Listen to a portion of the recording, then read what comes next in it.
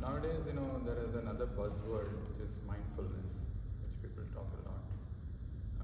And one of the reasons why it is so popular is there are no strings attached because it doesn't come with a religious belief. So you can just practice mindfulness, just calm yourself, just center yourself, be present at the moment, and you're done with it.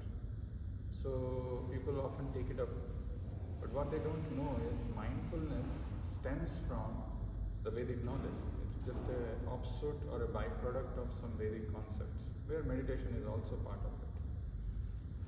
So it is very important to understand why I should do meditation. If the why is very strong, why meditation is necessary for me, what and how I'll figure it out. What to do, how to meditate, that will come. As there was a question by Kimberly where she asked that she has tried some kind of meditation technique and she has had mixed this thing, she failed. So her question is there something called the best way of doing it? If so, what is it? And there was a second part to your question. I forgot. Even I forgot. Okay, so it's related to meditation basically. So the why is very important for anything that we do in life. If the why is very strong, I will find out the how and the what. I will find ways and means to overcome the obstacles which will come on the way.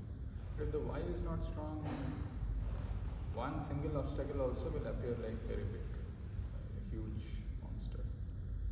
So why meditation? If that question, let's try to answer. What the Vedic scriptures, the ancient scriptures, what they talk about is that we are all, first thing they talk about is we are all spirit souls seeking happiness. We are all seeking happiness in our pursuits of life. Whatever we are doing, you may be studying, you may be working, you may be doing some activities or anything that we do, our basic understanding or assumption is that any activity that we do, it will give us higher state of happiness. Deep within somewhere it is there. If you may say, no, I do some things just for the sake of doing. That's not true, because deep within you have chosen to do that so that you have a belief that it will make you happier somewhere or other. That's because our constitutional position, our fundamental characteristics of each one of us is, we are full of bliss, but we are looking for happiness in a place where there is no happiness, or very little happiness. Maybe, if you feel your heart is broken by hearing this, but that's the reality. And the second thing is, we don't know how to experience happiness, or what is the definition of happiness, we don't know. Like, often I ask in our class, what do you think is happiness? Let's say maybe he knows the answer, so I would not look at him, but Vikram and all of you. What do you think? What is the definition of happiness? The definition of happiness for me is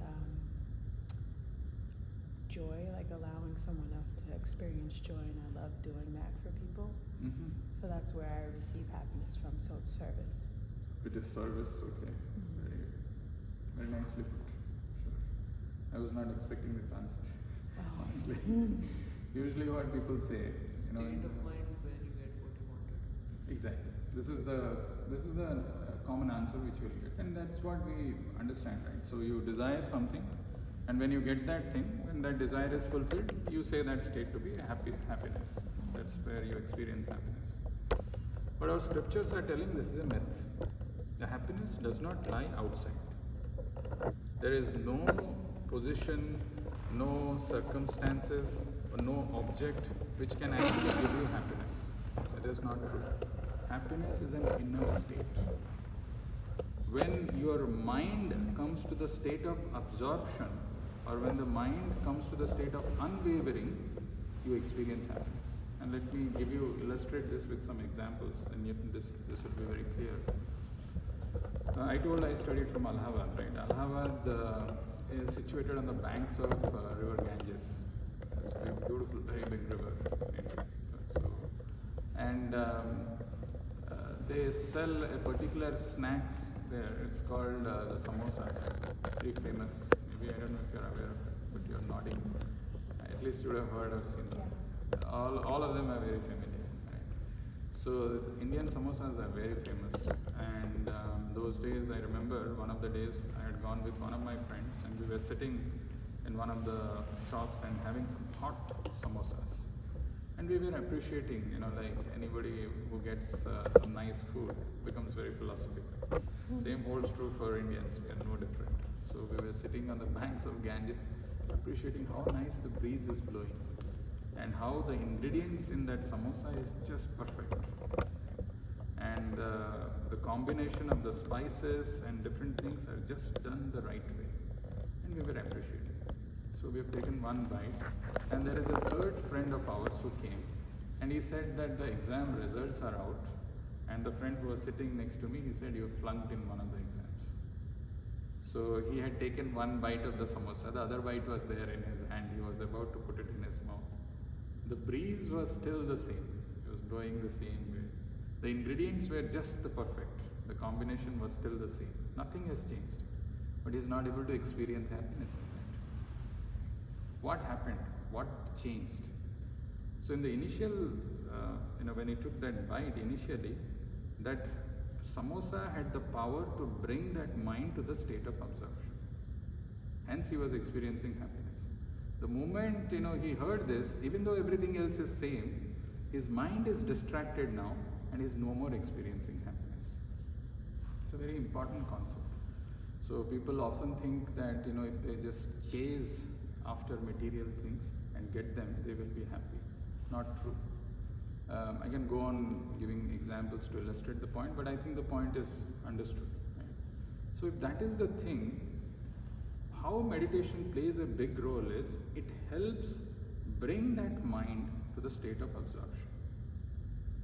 And when the mind comes to the state of absorption, naturally you will experience happiness.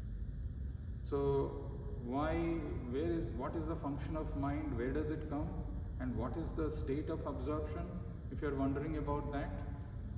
So I told you that we are spirit souls. Have you heard this term before? We are all Atman. So what does that mean?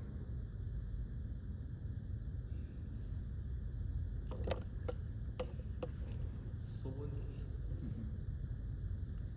Chetana. Chaitanya? Okay. Soul. Consciousness? Yeah, consciousness. Yeah. What does that mean?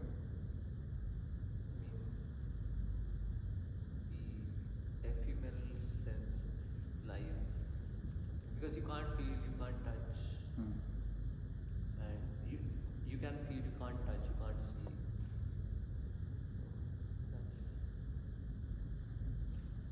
He's becoming more philosophical than you. Yeah, soul. Yeah, soul, being from India, at least I expect that you would know better, because this concept we keep using in our day-to-day life also. Krishna? Can you repeat? What is soul? For me, it's beyond our present limit.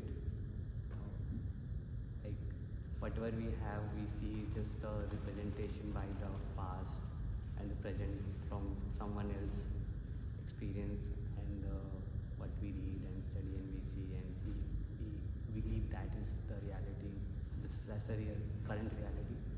But I believe that soul is something like through which you can experience, go beyond that reality, something like that. Okay. Yeah, it was just we have mind, body, and soul. So soul is something again which you can't see, but it's definitely something which was going by the same thing what Jay said. So I don't know how to put it in words. So. Kimberly, you want to? Yeah. I think soul is, like I was reading today, where our bodies are like a cage. And Where did you read this? This is not ordinary reading. I'm sure you're reading something which is the right stuff. I forget who the quote actually came from, but it was a paragraph, but it was saying basically how our bodies are like a cage and the bird inside of it is like a soul. And so when you remove the cage, that bird goes free, and that's like the essence of soul. It's freedom. Wonderful. I mean, that's like a beautiful analogy which actually the Vedic literatures give, and very few people know about it. And I'm pleasantly surprised that you are aware of it. Okay, what any definition of soul? I have basic understanding from yoga, which comes like Sthul Sharir and Sukshma Sharir in different layers, actually, just like the cage concept, 5 layers. So the innermost layer, which is actually part of the Paramatma, like in every body, is a little bit of a spirit coming from the super soul, like essentially Krishna in this case. So part of it is what we call as Atmana, which is like which we are identifying. A lot of things which you mentioned, but basically, spirit soul is something. The presence of it in our body makes us animated. You are sitting here, you are able to look at me, you are able to listen to me. If I go and touch you, you are able to experience the touch, all because of the presence of the soul. To understand what is really the soul, see the difference between a living man and a dead man. The person who was alive and the very next moment when he became dead. What is the difference? We usually say he passed away, or in our Hindi or in other language we say "ve chale gaye," means the same. Every language, every culture, every country, they use similar language. He has passed away, but actually the body lies there as it is. Everything, all parts, everything is there intact. What is it that left? The body. It's the soul. The presence of the soul makes us conscious. Consciousness is something which is all pervading. If I bring a sharp object and poke at you, it hurts, right? You feel that. The moment a person is dead, is no more alive, you cut the body, there is no pain. You kick him also, there is nothing. So because it is the soul which has left the body. So the beginning of spiritual life is actually understanding that this is a covering that we have on our true self. This body is not really who we are. Because the body degrades. It changes every 7 years, the entire cells in our body completely changes. So if I ask you, show me a photograph of yours when you were a kid, you'll show me a small baby's photo, maybe in your father's palm or mother's palm. This is me. I will say, I don't believe you. So you say, no, this was me when I was a child. I will say, okay, show me that form now. How will I show it? Now I'm grown up and I'm in this particular form. How will I show that? You can't go back. So it is like, in earlier days when they used to, I don't know how many of you are familiar with this, when we were seeing the movies in theaters, they used to have this spool which is made to go through a very fast motion, so that even though this is static frame, it appears as if it is moving. Same holds true in our lives also. The change is so subtle, the body is changing so subtle way, we don't realize it, we don't experience it. But the body is constantly changing. So like this body that all of us we have, for sure after 10 years it will be very different. When your near and dear ones who meet you after 10 years, they will say, you become very different, you look now different. Right? Because they are seeing the whole cells have changed. Similarly, like in this life, we are changing constantly the bodies, yet we are not aware of it. At the time of death, when the body becomes useless, this outer covering, the soul quits this body, the bird gets free from the cage and goes inside another cage. But what happens is, ironically, we are all busy taking care of the cage, the body. Anything that happens to the body, we are aware of it. We take care of this body nicely, polishing, doing this thing. Little do we know the needs of the soul, the needs of the bird. So the first thing that we have to understand is, we are spirit soul, trapped in two coverings, the subtle covering, which is made up of mind, intelligence and ego, and the gross covering, which is made up of body. Now if this soul has to interact with this material world, there is nothing common, it is all dead matter. It is earth, water, air, fire and ether, the combination of these 5 elements, different permutation combination. This is what it is, different combinations you add, different permutation combination, you get different shapes, different forms. Now soul is Sat Chit and Ananda. It has got nothing to do with the matter. And imagine if you speak a language, let's say you speak Chinese, just for example, and I speak one language called Hindi, and we have been, by the will of providence, by some arrangement, we are meant to, interact with each other, and there is no one around. And how do you think we will be able to interact? You are speaking in Chinese, I am speaking in Hindi. It is not possible unless you have someone who understands both Chinese as well as Hindi. So we need a common platform, we need a common interface which has got the characteristics of both the distinct products. So the same role is taken care by our mind, which has got the property of soul and also the property of matter. So what the mind does is, like if I ask you, do you remember everything that happened in your life? No. If I ask you even what did you do day before yesterday, at this time, what did you do? Hard, right? It's not easy. You can't just say, okay, 6:40, 7:10, okay, 7:10 day before yesterday. Even yesterday also is tough. But there are things which we remember in our life. So there are some Sat aspect of our life. There are things which happened in my past, but I remember because of the memory. The memory is actually an aspect of Sat, where we are able to remember things of past. But then not everything is remembered. We forget also. And there are so many fluctuations, so many impressions which are getting stored in the mind. So the mind is constantly in a state of flux. I say it is like, the clay. Right? The clay, if you give it any shape, like you give it a shape of some cup or something like that, or a tumbler or something, immediately takes that shape. But when you again try to change that, it will again get changed. It's that quasi state. It's that state which is in between, where you can get this, you can give any impression to that. That is what exactly our mind is. So it has got the characteristics of both the soul, which is permanent, also the characteristics of the matter, which is always changing. They say the only permanent thing in this world is change. Everything around us is changing. The seasons are changing, the temperature is changing, there is constant blood flow, the body cells are changing, everything is changing. So when the mind is close towards the matter, where it is constantly subjected to these changes which are going through, the mind gets agitated and disturbed. But when the mind is towards the spirit side, the soul side, where it is, Sat or permanent, the mind is spiritualized. The mind is absorbed. Meditation helps mind shift from this material aspects to the spirit side, the soul side. Hence, we should do meditation. Then the next question that you had, that when you try doing meditation, you often, your mind gets distracted. Mind wanders, and what do we do at that time? This was a question which was exactly what you said. It is paraphrased.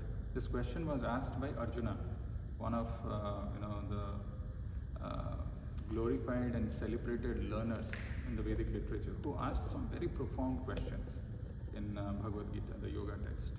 One of the questions that he asked was, Chanchalam hi manah Krishna, pramathi balabhadridam, tasyaham nigraham manye, vayoriva suduskaram. Mind is flickering. Chanchalam hi manah Krishna, pramathi, this is maddening. Balabhad, this is very strong. Dridham, obstinate. He's saying possibly I can control the wind. Probably that is easier for me, but I can't control my mind. Very aptly put. Even Martin Luther King, a few years back, he said that we have guided missile and misguided men because we don't know how to control our mind. It's been a struggle for people from millennia. They've been struggling how to come to this conclusion or techniques by which we can control the mind. Often the challenges which we face can be overcome, which Krishna answers in the next verse by two things. Abhyasena tu kaunteya, vairagyena cha vidyate. Abhyas is regular practice. Constant practice is required. There is a regimen of spiritual practice which has to be followed every single day. Discipline. And the second thing he says, a little bit of detachment. Little bit of detaching yourself from this material world. There is a very nice statement our Acharya makes in one of the writings, which is called Srimad Bhagavatam. I want all of you to repeat that sentence as it is. It's a very powerful sentence. Let's see if you can first hear and then repeat after me.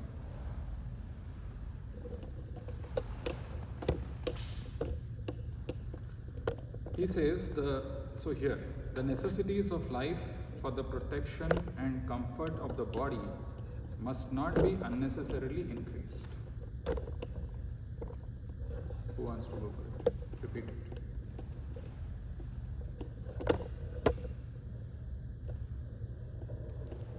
Okay, I'll repeat one more time. Pay attention. I know it is not easy, so pay attention. The necessities of life for the protection and comfort of the body must not be unnecessarily increased.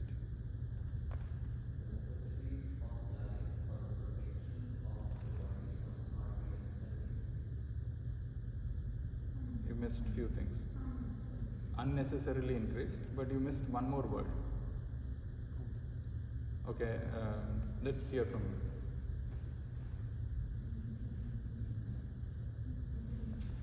No, you say the full sentence.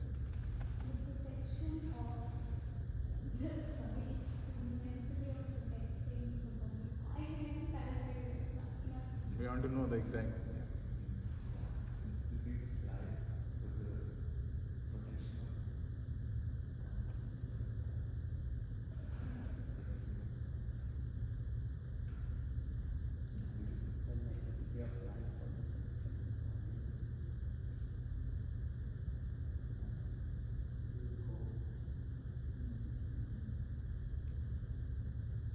I'm going to be wise and pass.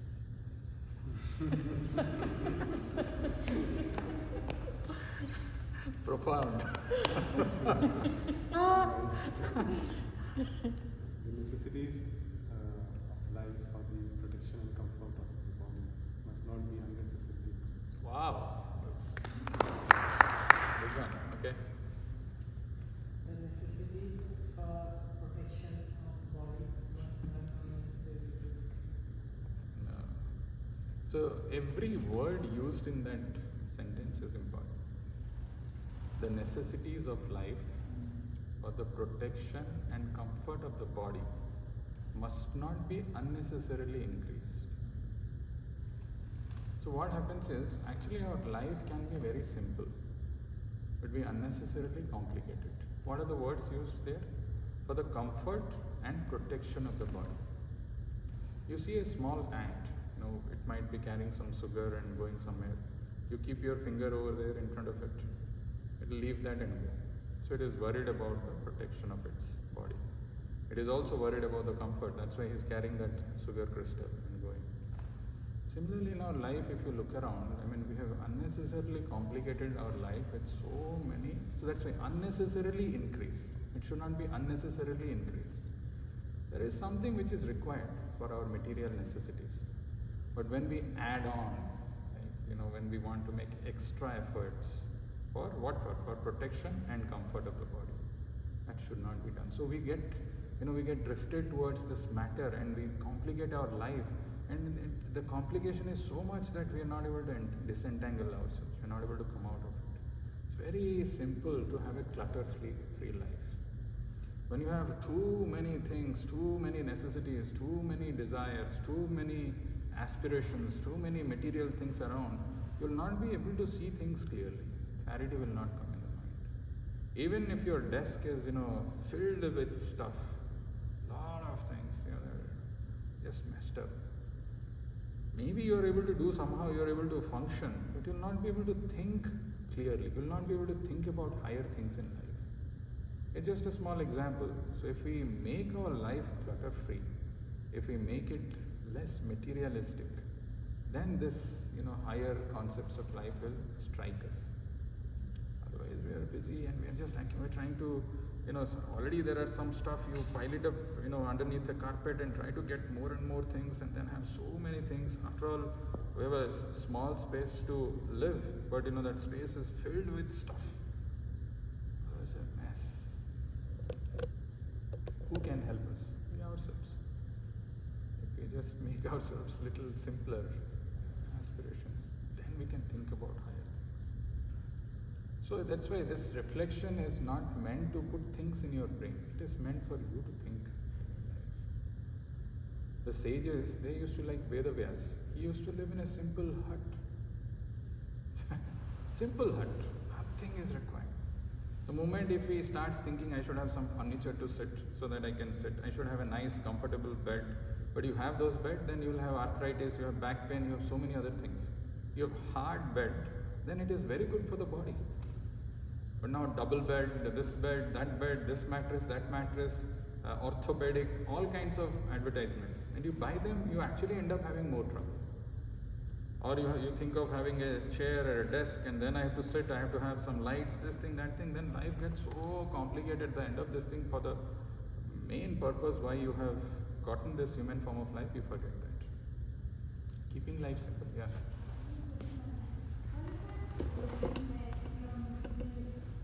Necessities remain necessities and do not translate to comfort, because you need to have a minimum standard of where you can be free from the hassle of striving for in the time of the human evolution, hunter-gatherers, we like the intellectual evolution could not occur that way.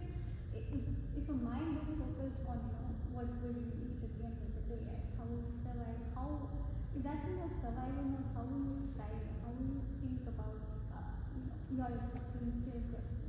Where do you draw that line? It's simple actually. It's not very complicated. What happens is our desires and our needs, there is a difference in them. So the material world is so designed and orchestrated that they bombard with information which creates that need inside us. Without this product you can't live. You are just defunct. Even though I don't have a real need for it, but I develop a desire, somehow I should go for it. The craving comes.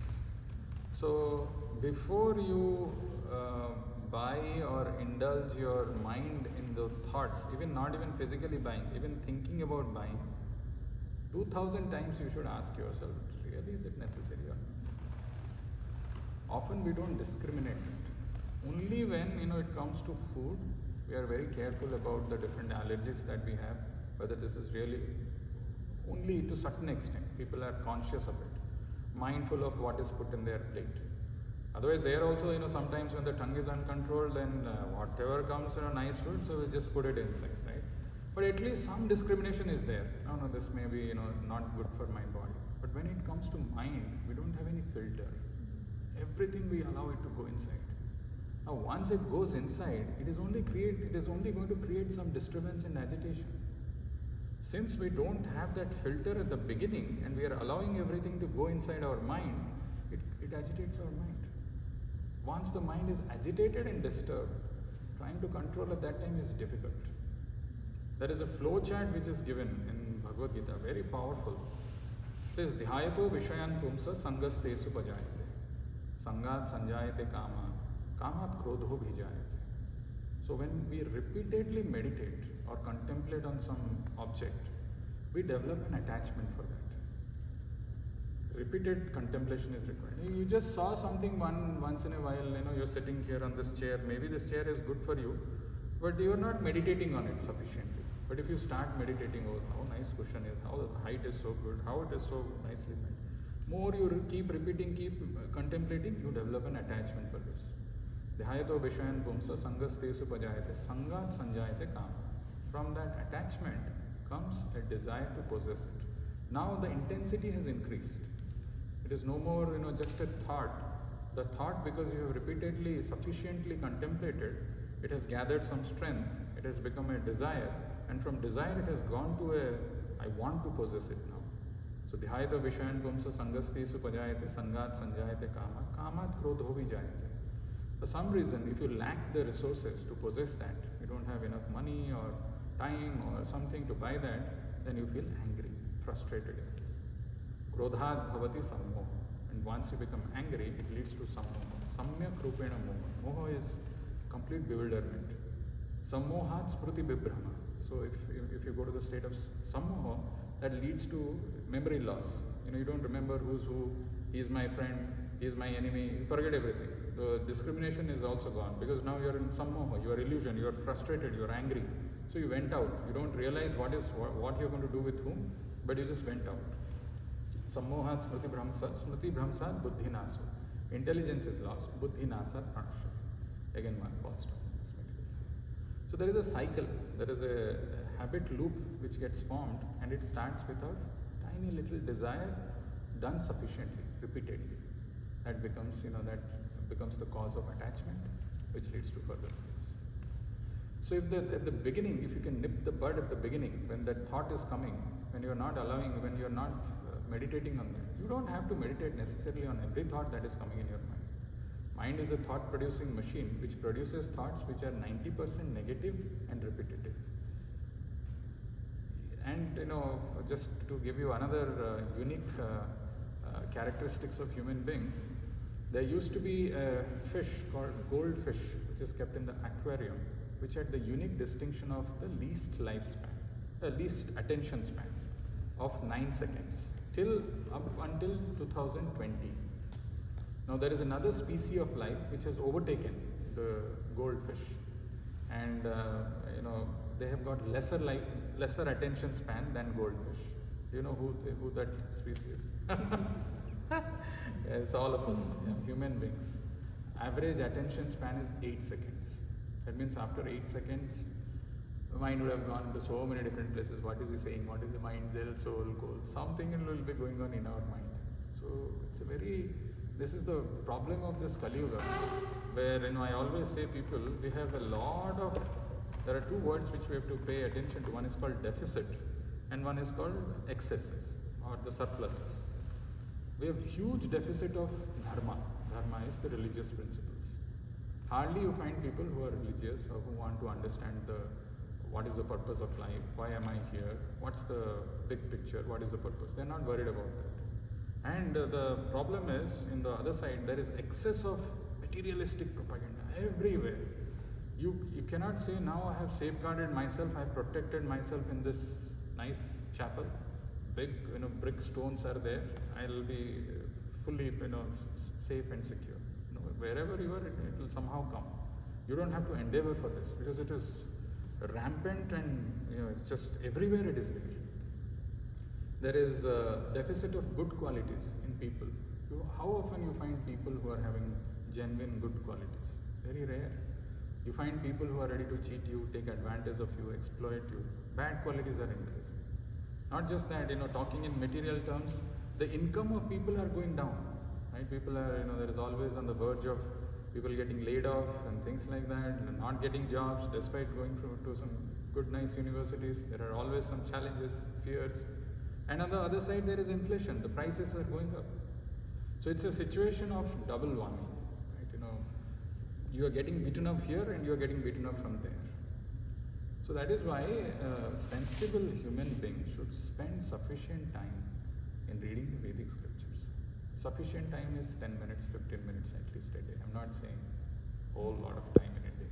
But if you spend that quality time in studying the Vedic literatures, you will get transcendental intelligence. You will get that power to discriminate things, to see things clearly as they are, not what you want to see. And then the path becomes clearer, the journey becomes smoother. That's what it